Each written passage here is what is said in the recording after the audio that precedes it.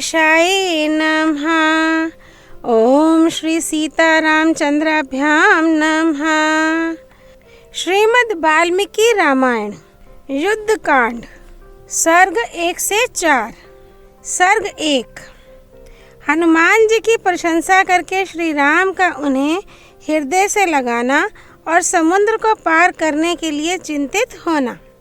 हनुमान जी के द्वारा यथावत रूप से कहे हुए इन वचनों को सुनकर भगवान श्री राम बड़े प्रसन्न हुए और इस प्रकार उत्तम वचन बोले। हनुमान ने बड़ा भारी कार्य किया है। भूतल पर ऐसा कार्य होना कठिन है। इस भूमंडल में दूसरा कोई तो ऐसा कार्य करने की बात मन के द्वारा सोच भी नहीं सकता।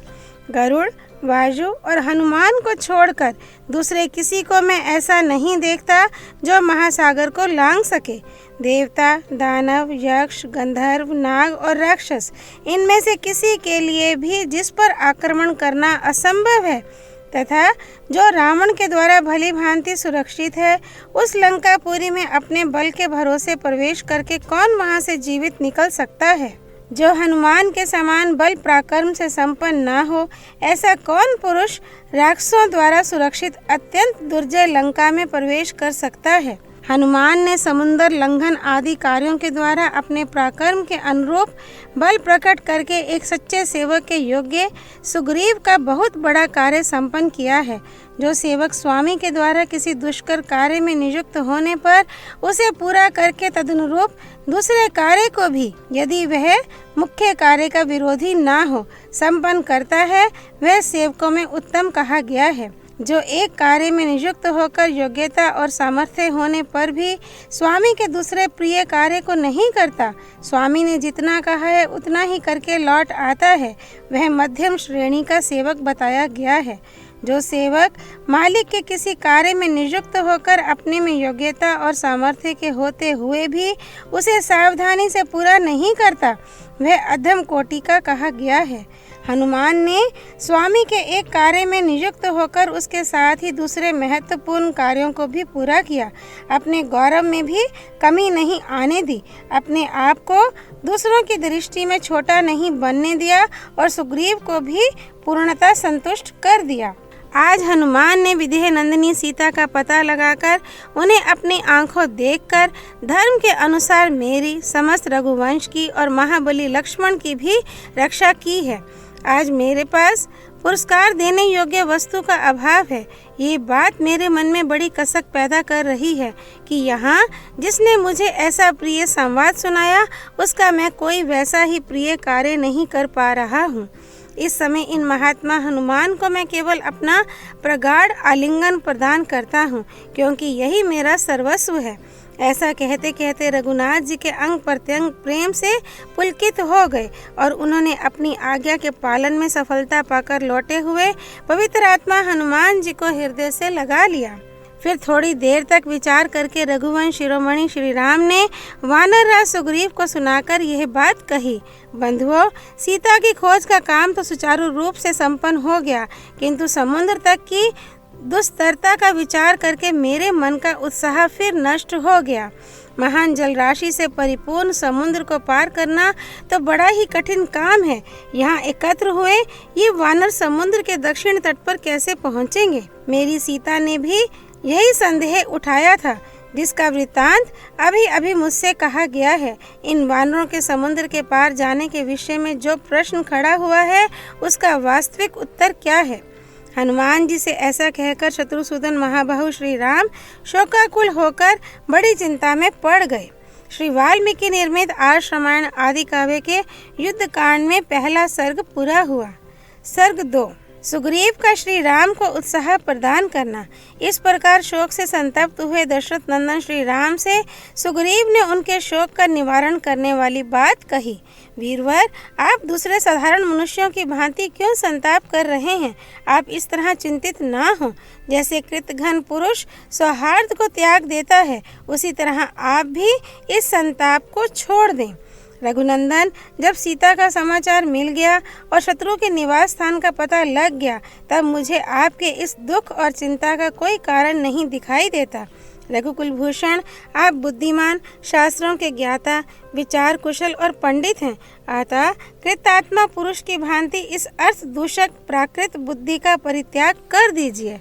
बड़े बड़े नाकों से भरे हुए समुद्र को लांघकर हम लोग लंका पर चढ़ाई करेंगे और आपके शत्रु को नष्ट कर डालेंगे। जो पुरुष उत्साह शून्य, दीन और मन ही मन शोक से व्याकुल रहता है, उसके सारे काम बिगड़ जाते हैं और वह बड़ी विपत्ति में पड़ जाता है। ये वानर युद्धपति सब प्रकार से समर्थ एवं शूरवीर हैं।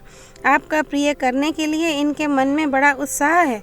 ये आपके लिए जलती आग में भी प्रवेश कर सकते हैं। समुद्र को लांघने और रावण को मारने का प्रसंग चलने पर इनका मुंह प्रसन्नता से खिल जाता है। इनके इस हर्ष और उत्साह से ही मैं इस बात को जानता हूँ तथा इस विषय में मेरा अपना तर्क निश्चय भी सुदृढ़ है। आप ऐसा कीजिए जिससे हम लोग पराक्रम पूर्वक अपने शत्रु पापाचारी रावण का वध करके सीता को यहाँ ले आवें। रघुनंदन, आप ऐसा कोई उपाय कीजिए जिससे समुद्र पर सेतु बंध सके और हम उस राक्षस राज की लंकापुरी को देख सकें।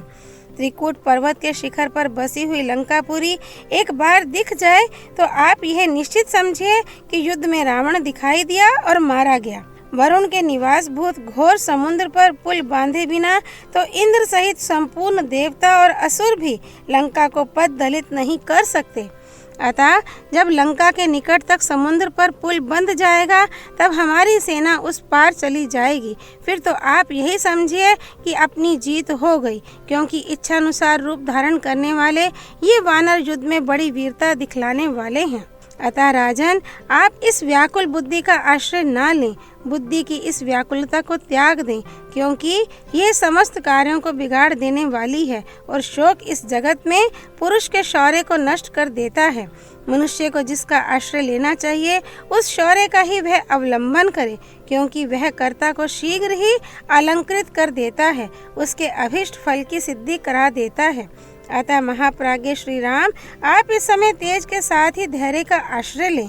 कोई वस्तु खो गई हो या नष्ट हो गई हो, उसके लिए आप जैसे शूरवीर महात्मा पुरुषों को शोक नहीं करना चाहिए, क्योंकि शोक सब कामों को बिगाड़ देता है। आप बुद्धिमानों में श्रेष्ठ और संपूर्ण शास्त्रों के मर्मज्ञ हैं। अतः हम जैसे मंत्रियों एवं सहायकों के साथ रहकर अवश्य ही शत्रु पर विजय प्राप्त कर सकते हैं। रघुनंदन, मुझे तो तीनों लोकों में ऐसा कोई वीर नहीं दिखाई देता जो रणभूमि में धनुष लेकर खड़े हुए आपके सामने ठहर सके। वानरों पर जिसका भार रखा गया है, आपका वह कार्य बिगड़ने नहीं पाएगा।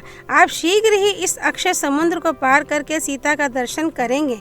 पृथ्वीनाथ, अपने हृदय में शोक को स्थान देना व्यर्थ है। इस समय तो आप शत्रुओं के प्रति क्रोध धारण कीजिए।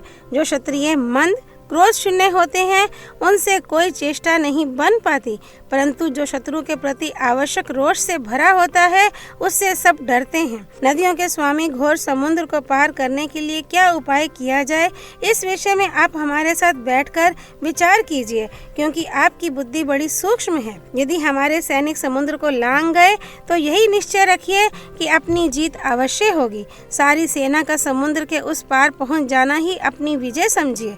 ये वानर संग्राम में बड़े शूरवीर हैं और इच्छानुसार रूप धारण कर सकते हैं। ये पत्थरों और पेड़ों की वर्षा करके ही उन शत्रुओं का संहार कर डालेंगे।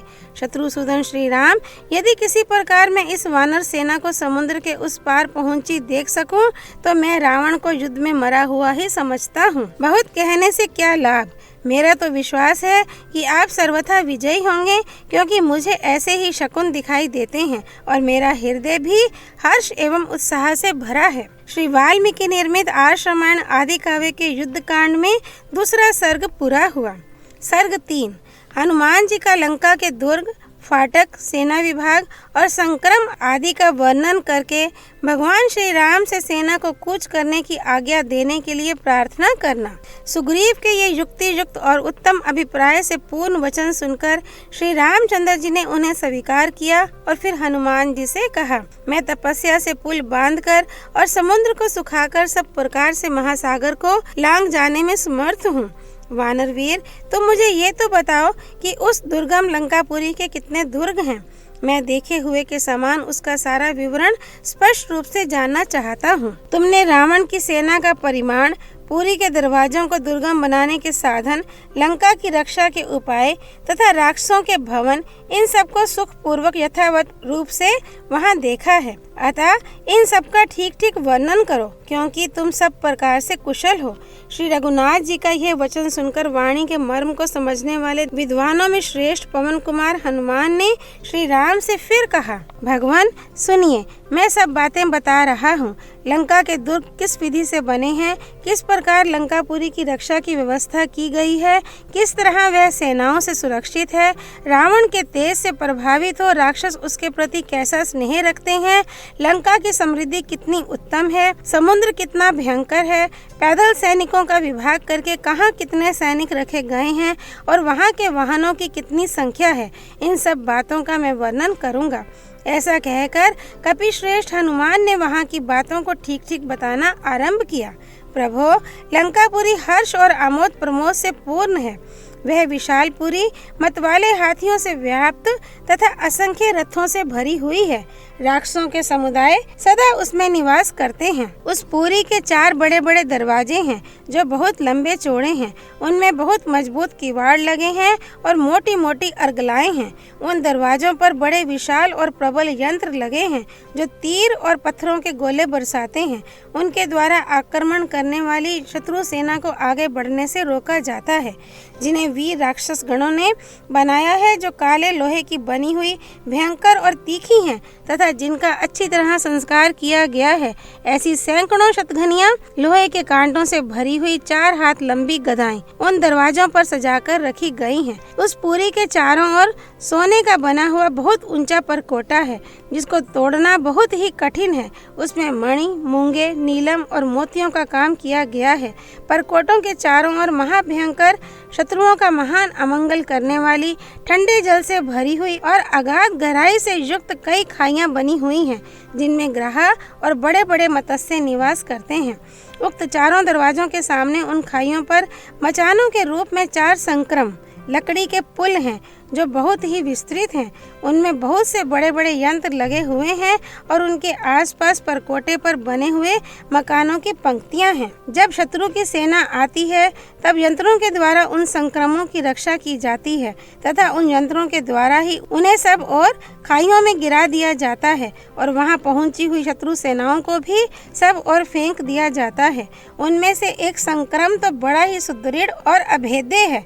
वहां बहुत बड़ी सेना रहती है और वह सोने के अनेक खंभों तथा चबूतरों से सुशोभित है। रघुनाथ जी, रावण युद्ध के लिए उत्सुक होता हुआ स्वयं कभी क्षुब्ध नहीं होता, स्वस्थ एवं धीर बना रहता है। वह सेनाओं के बारंबार निरीक्षण के लिए सदा सावधान एवं उद्यत रहता है। लंका पर चढ़ाई करने के लिए कोई अवलंब नहीं है।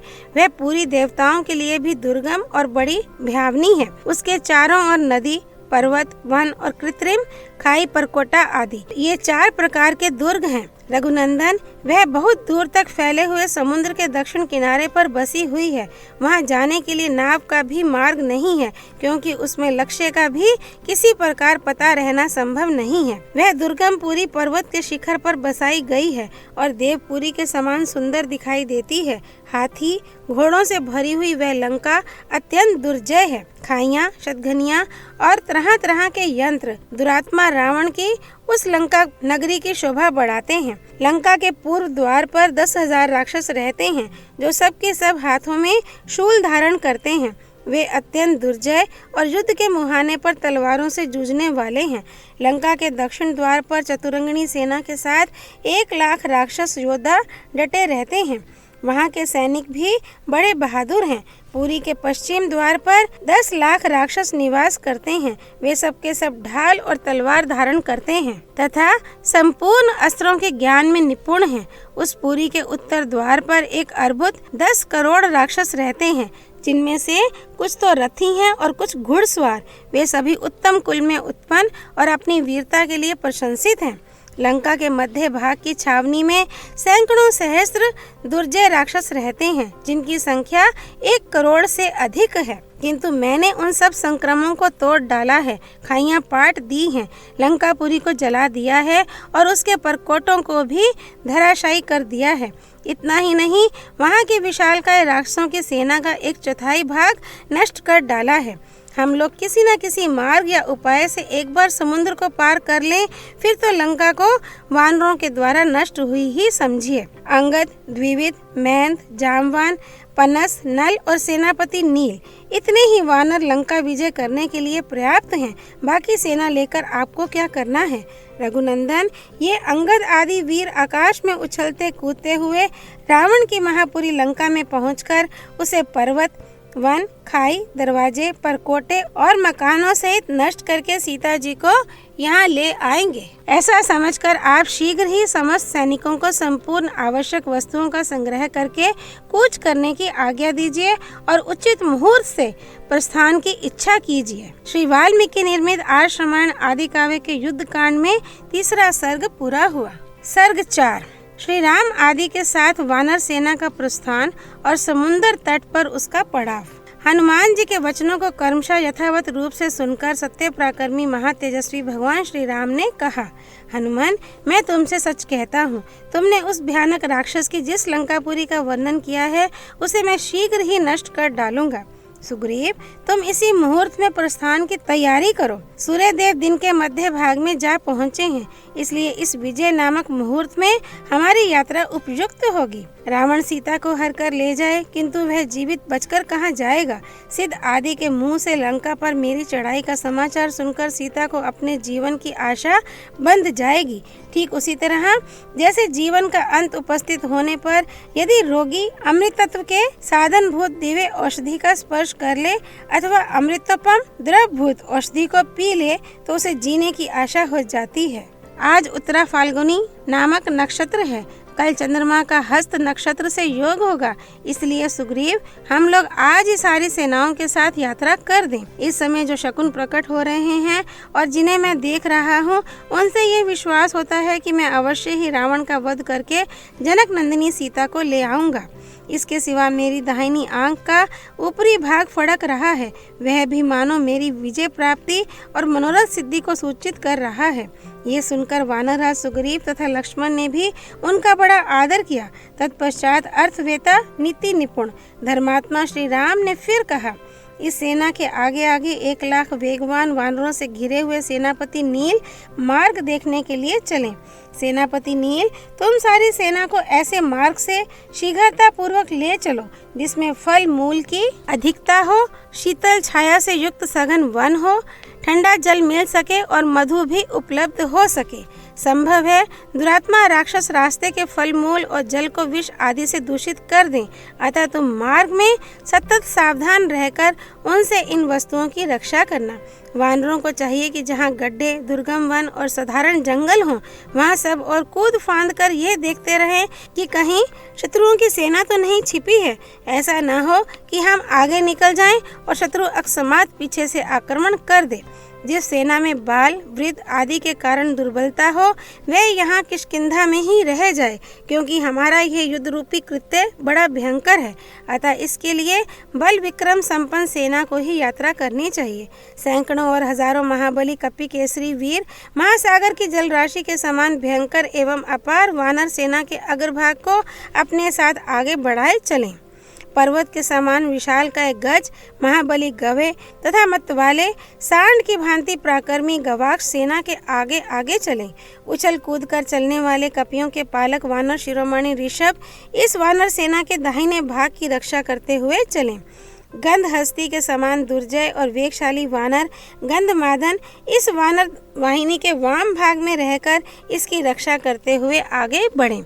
जैसे देवराज इंद्र ऐरावत हाथी पर आरूढ़ होते हैं, उसी प्रकार मैं हनुमान के कंधे पर चढ़कर सेना के बीच में रहकर सारी सेना का हर्ष बढ़ाता हुआ चलूंगा।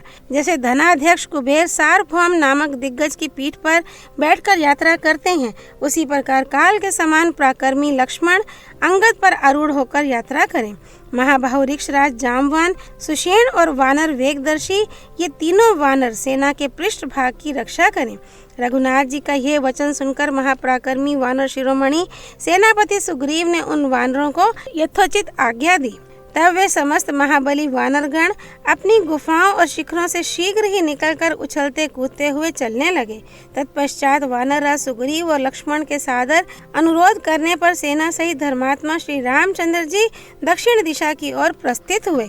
उस समय सैकड़ों, हजारों, लाखों और करोड़ों वानरों से, जो हाथी के समान विशालकाय थे, घिरे हुए श्री रघुनाथ जी आगे बढ़ने लगे। यात्रा करते हुए श्री राम के पीछे वह विशाल वानर वाहिनी चलने लगी। उस सेना के सभी वीर सुग्रीव से पालित होने के कारण हरिष्ट पुष्ट एवं प्रसन्न थे। उनमें से कुछ वानर उस सेना की रक्षा के लिए उछलते कूदते हुए चारों ओर चक्कर लगाते थे, कुछ मार्ग शोधन के लिए कूदते फांदते आगे बढ़ जाते थे, कुछ वानर मेघों के समान गरजते, कुछ सिंहों के समान दहाड़ते और कुछ किलकारियां भरते हुए दक्षिण दिशा की ओर अग्रसर हो रहे थे।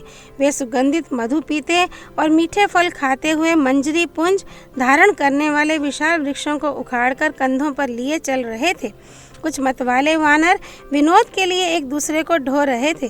कोई अपने ऊपर चढ़े हुए वानर को झटक कर दूर फेंक देते थे। कोई चलते चलते ऊपर को उछल पड़ते थे और दूसरे वानर दूसरों को ऊपर से धक्के देकर नीचे गिरा देते थे।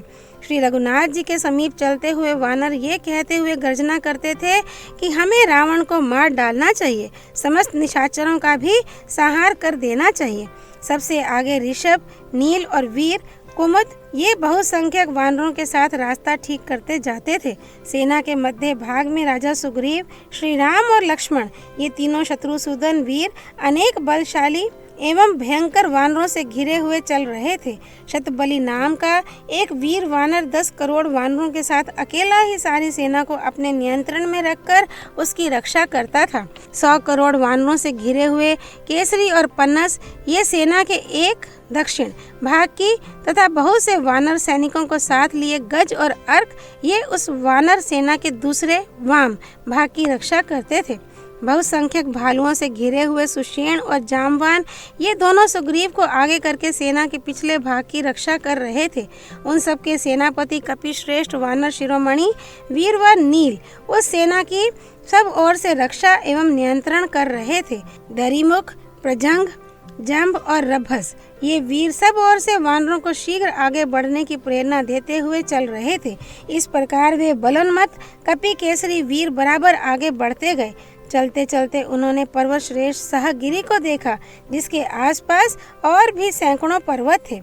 रास्ते में उन्हें बहुत से सुंदर सरोवर और तालाब दिखाई दिए, जिनमें मनोहर कमल खिले हुए थे। श्री रामचंद्र जी की आज्ञा थी कि रास्ते में कोई किसी प्रकार का उपद्रव ना करे।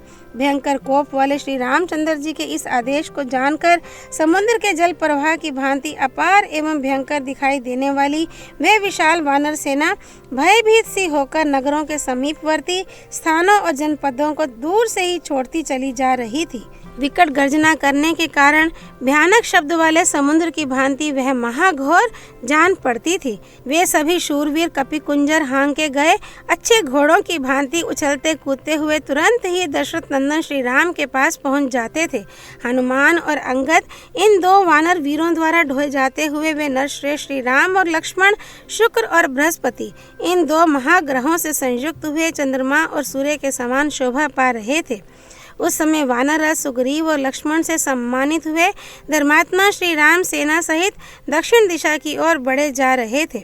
लक्ष्मण जी अंगद के कंधे पर बैठे हुए थे। वे शकुनों के द्वारा कार्य सिद्धि की बात अच्छी तरह जान लेते थे। उन्होंने पूर्ण काम भगवान श्री राम से मंगलमयी वाणी में कहा, रघुनंदन, मुझे पृथ्वी और आकाश में बहुत अच्छे अच्छे शकुन दिखाई देते हैं। ये सब आपके मनोरथ की सिद्धि को सूचित करते हैं। इनसे निश्चय होता है कि आप शीघ्र ही रावण को मारकर हरी हुई सीता जी को प्राप्त करेंगे और सफल मनोरथ होकर समृद्धिशालिनी अयोध्या को पधारेंगे। देखिए, सेना के पीछे शीतल, मंद, हितकर और सुखमय समीर चल रहा है। ये पशु और पक्षी पूर्ण मधुर स्वर में अपनी अपनी बोली बोल रहे हैं। सब दिशाएं प्रसन्न हैं। सूर्य देव निर्मल दिखाई दे रहे हैं। भृगुनंदन शुक्र भी अपनी उज्जवल प्रभा से प्रकाशित हो आपके पीछे की दिशा में प्रकाशित हो रहे हैं। जहाँ सप्तऋषियों का समुदाय शोभा पाता है, वह ध्रुव तारा भी निर्मल दिखाई देता है। शुद्ध और प्रकाशमान समस्त सप्तऋषि गण ध्रुव को अपने दाहिने रखकर उनकी परिक्रमा करते हैं। हमारे साथ ही महामना इक्ष्वाकु वंशियों के पितामह राज ऋषि त्रिशंकु अपने पुरोहित वशिष्ठ जी के साथ हम लोगों के सामने ही निर्मल कांति से प्रकाशित हो रहे हैं। हम महामनस्वी इक्ष्वाकु वंशियों के लिए जो सबसे उत्तम है वह विशाखा नामक युगल नक्षत्र निर्मल एवं उपद्रव शून्य मंगल आदि दुष्ट ग्रहों की आक्रांति से रहित होकर प्रकाशित हो रहा है। राक्षसों का नक्षत्र मूल जिसके देवता निवृत्ति हैं अत्यंत पीड़ित हो रहा है। उस मूल के नियामक धूमकेतु से आक्रांत होकर वह संताप का भागी हो रहा है।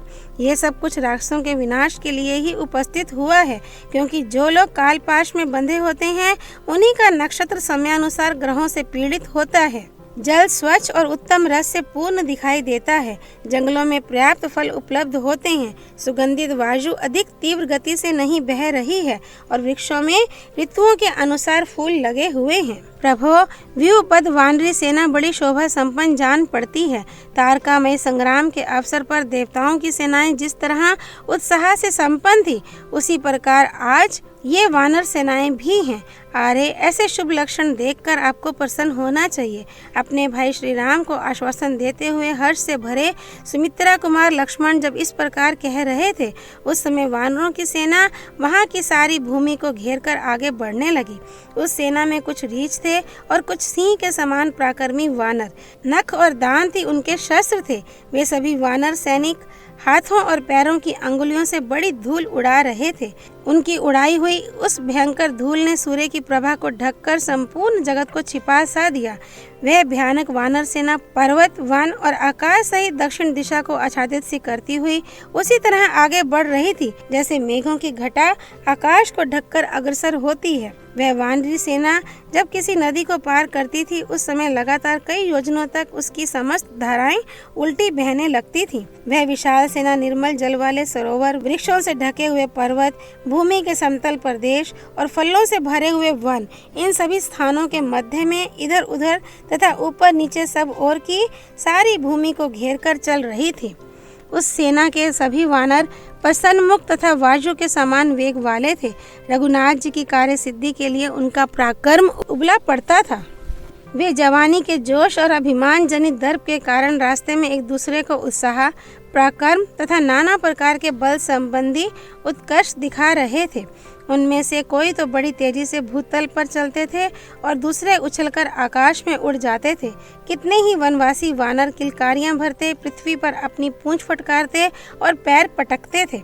कितने ही अपनी बाहें फैलाकर पर्वत शिखरों और वृक्षों को तोड़ डालते थे तथा पर्वतों पर विचरने वाले बहुतेरे वानर पहाड़ों की चोटियों पर चढ़ जाते थे। कोई बड़े जोर से गरजते और कोई सिंहनाद करते थे। कितने ही अपनी जांघों के वेग से अनेकानेक लता समूहों को मसल डालते थे। वे सभी वानर बड़े पराक्रमी थे। अंगड़ाई लेते हुए पत्थर की चट्टानों और बड़े बड़े वृक्षों से खेल करते थे।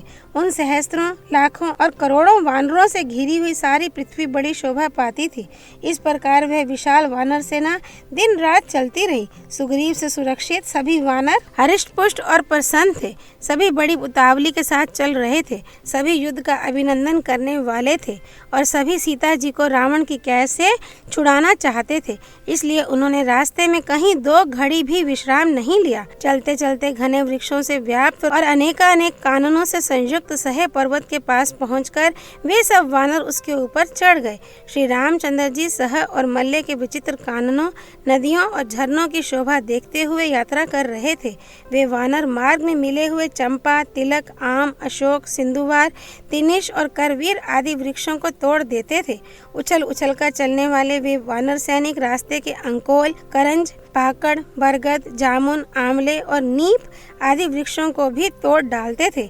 रमणीय पत्थरों पर उगे हुए नाना प्रकार के जंगली वृक्ष वायु के झोंके से झूम झूम कर उन वानरों पर फूलों की वर्षा करते थे। मधु से सुगंधित वनों में गुनगुनाते हुए भौरों के साथ चंदन के समान शीतल मंद सुगंध वायु चल रही थी। वह पर्वतराज गैरिक आदि धातुओं से विभूषित हो बड़ी शोभा पा रहा था। उन धातुओं से फैली हुई धूल वायु के वेग से उड़कर उस विशाल वानर सेना को सब ओर से आच्छादित कर देती थी। रमणीय पर्वत शिखरों पर सब ओर खिली हुई केतकी, सिंधुवार और वासंती लताएं बड़ी मनोरम जान पड़ती थीं। प्रफुल्ल माधवी लताएं सुगंध से भरी थीं और कुंद की झाड़ियां भी फूलों से लदी हुई थीं। चीरी, बिल्व, मधुक, महुआ, वंजुल, बकुल, रंजक, तिलक और नाग केसर के वृक्ष भी वहां खिले हुए थे। आम, पाडर और कोविदार भी फूलों से लदे थे। मुच्चुलिंद, अर्जुन, शिंशप्पा, कुटज, हिंताल, तिनिश, चूर्णक, कदम, नीलाशोक, सरल, अंकोल और पद्मक भी सुंदर फूलों से सुशोभित थे। प्रसन्नता से भरे हुए वानरों ने उन सब वृक्षों को घेर लिया था। उस पर्वत पर बहुत सी रमणीय बावड़ियां तथा छोटे छोटे जलाशय थे, जहाँ चकवे विचरते और जल कुक्कुट निवास करते थे। जलकाक और क्रोंच भरे हुए थे तथा सुअर और हिरन उनमें पानी पीते थे।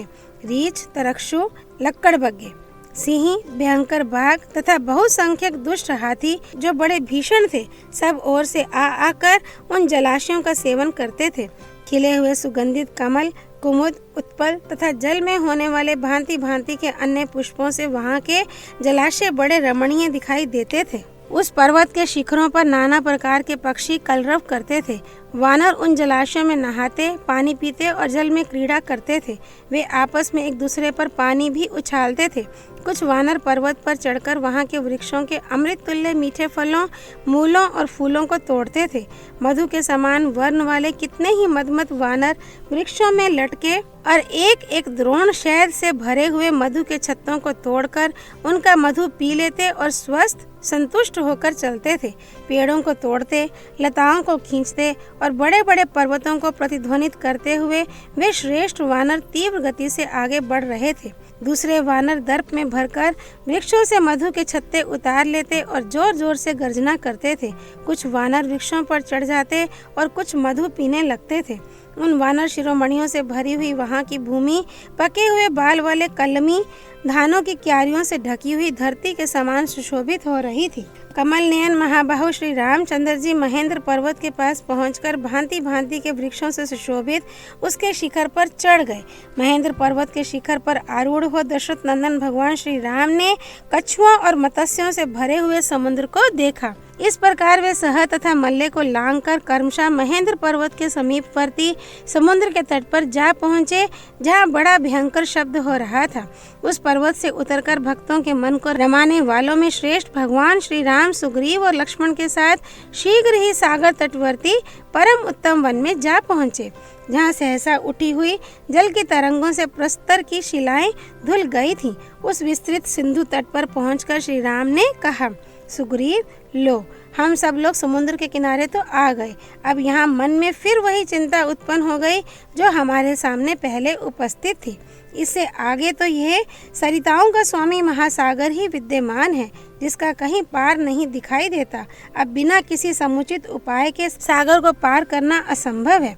इसलिए यहीं सेना का पड़ाव पड़ जाए और हम लोग यहाँ बैठकर ये विचार आरंभ करें कि किस प्रकार ये वानर सेना समुद्र के उस पार तक पहुँच सकती है। इस प्रकार सीता हरण के शोक से दुर्बल हुए महाभाव श्री राम ने समुद्र के किनारे पहुंचकर उस समय सारी सेना को वहां ठहरने की आज्ञा दी। वे बोले, कपिश्रेष्ठ, समस्त सेनाओं को समुद्र के तट पर ठहराया जाए। अब यहाँ हमारे लिए समुद्र लंघन के उपाय पर विचार करने का अवसर प्राप्त हुआ है। इस समय कोई भी सेनापति किसी भी कारण से अपनी अपनी सेना को छोड़कर कहीं अन्यत्र ना जाए। समस्त शूरवीर वानर सेना की रक्षा के लिए यथास्थान चले जाएं। सबको ये जान लेना चाहिए कि हम लोगों पर राक्षसों की माया से गुप्त भय आ सकता है। श्री रामचंद्र जी का ये वचन सुनकर लक्ष्मण सहित सुग्रीव ने वृक्षावलियों से सुशोभित सागर तट पर सेना को ठहरा दिया। समुद्र के पास ठहरी हुई वह विशाल वानर सेना मधु के समान पिंगल वर्ण के जल से भरे हुए दूसरे सागर की सी शोभा धारण करती थी। सागर तटवर्ती वन में पहुंचकर वे सभी श्रेष्ठ वानर समुद्र के उस पार जाने की अभिलाषा मन में लिए वहीं ठहर गए। वहाँ डेरा डालते हुए उन श्री राम आदि की सेनाओं के संचरण से जो महान कोलाहल हुआ, वह महासागर की गंभीर गर्जना को भी दबाकर सुनाई देने लगा। सुग्रीव द्वारा सुरक्षित वह वानरों की विशाल सेना श्री रामचंद्र जी के कार्य साधन में तत्पर हो रीछ, लंगूर और वानरों के भेद से 3 भागों में विभक्त होकर ठहर गई। महासागर के तट पर पहुंचकर वह वानर सेना वायु के वेग से कंपित हुए समुद्र की शोभा देखती हुई बड़े हर्ष का अनुभव करती थी, जिसका दूसरा तट बहुत दूर था और बीच में कोई आश्रय नहीं था तथा जिसमें राक्षसों के समुदाय निवास करते थे। उस वरुणालय समुद्र को देखते हुए वे वानर युद्धपति उसके तट पर बैठे रहे। क्रोध में भरे हुए नाकों के कारण समुद्र बड़ा भयंकर दिखाई देता था। दिन के अंत और रात के आरंभ में प्रदोष के समय चंद्रोदय होने पर उसमें ज्वार आ गया था। उस समय वह फेन समूहों के कारण हंसता और उताल तरंगों के कारण नाचता सा प्रतीत होता था। चंद्रमा के प्रतिबिंबों से भरा सा जान पड़ता था। प्रचंड वायु के समान वेगशाली बड़े बड़े ग्रहों से और तिम्मी नामक महामत्स्यों को भी निगल जाने वाले महाभयंकर जल जंतुओं से व्याप्त दिखाई देता था। वह वरुणालय प्रदीप्त फणों वाले सर्पों, विशालकाय जलचरों और नाना पर्वतों से व्याप्त जान पड़ता था। राक्षसों का निवास भूत वह अगाध महासागर अत्यंत दुर्गम था। उसे पार करने का कोई मार्ग या साधन दुर्लभ था। उसमें वायु की प्रेरणा से उठी हुई चंचल तरंगें जो मगरों और विशालकाय सर्पों से व्याप्त थीं, बड़े उल्लास से ऊपर को उठती और नीचे को उतर आती थीं। समुद्र के जलकण बड़े चमकीले दिखाई देते थे। उन्हें देखकर ऐसा जान पड़ता था मानो सागर में आग की चिंगारियां बिखेर दी गई हों। फैले हुए नक्षत्रों के कारण आकाश भी वैसा ही दिखाई देता था। समुद्र में बड़े बड़े सर्प थे। आकाश में भी राहु आदि सर्पाकार ही देखे जाते थे। समुद्र देवद्रोही दैत्यों और राक्षसों का आवास स्थान था। आकाश भी वैसा ही था, क्योंकि वहाँ भी उनका संचरण देखा जाता था। दोनों ही देखने में भयंकर और पाताल के समान गंभीर थे। इस प्रकार समुद्र आकाश के समान और आकाश समुद्र के समान जान पड़ता था। समुद्र और आकाश में कोई अंतर नहीं दिखाई देता था। जल आकाश से मिला हुआ था और आकाश जल से। आकाश में तारे छिटके हुए थे और समुद्र में मोती, इसलिए दोनों एक से दिखाई देते थे। आकाश में मेघों की घटा घिर आई थी और समुद्र तरंग मालाओं से व्याप्त हो रहा था। अतः समुद्र और आकाश दोनों में कोई अंतर नहीं रह गया था। परस्पर टकराकर और सटकर सिंधुराज की लहरें आकाश में बजने वाली देवताओं की बड़ी बड़ी भेरियों के समान भयानक शब्द करती थीं। वायु से प्रेरित हो रत्नों को उछालने वाली जल की तरंगों के कल कल नाद से युक्त और जल जंतुओं से भरा हुआ समुद्र इस प्रकार ऊपर को उछल रहा था मानो रोष से भरा हुआ हो। उन महामनस्वी वानर वीरों ने देखा समुद्र वायु के थपेड़े खाकर पवन की प्रेरणा से आकाश में ऊंचे उठकर उताल तरंगों के द्वारा नृत्य सा कर रहा था। तदनंतर वहां खड़े हुए वानरों ने यह भी देखा कि चक्कर काटते हुए तरंग समूहों के कल कल नाद से युक्त महासागर अत्यंत चंचल सा हो गया है। यह देखकर उन्हें बड़ा आश्चर्य हुआ। श्री वाल्मीकि निर्मित आर्ष रामायण आदि काव्य के युद्ध कांड में चौथा सर्ग पूरा हुआ। सियापति रामचंद्र की जय। राम भक्त हनुमान जी की जय। राम जन्मभूमि अयोध्यापुरी धाम की जय। सरयू नदी की जय। माँ गौरीपति देवों के देव महादेव भगवान शिव शंकर की जय। श्रीमद् वाल्मीकि रामायण की जय। महर्षि वाल्मीकि मुनि की जय। श्री हरि अर्पणमस्तु।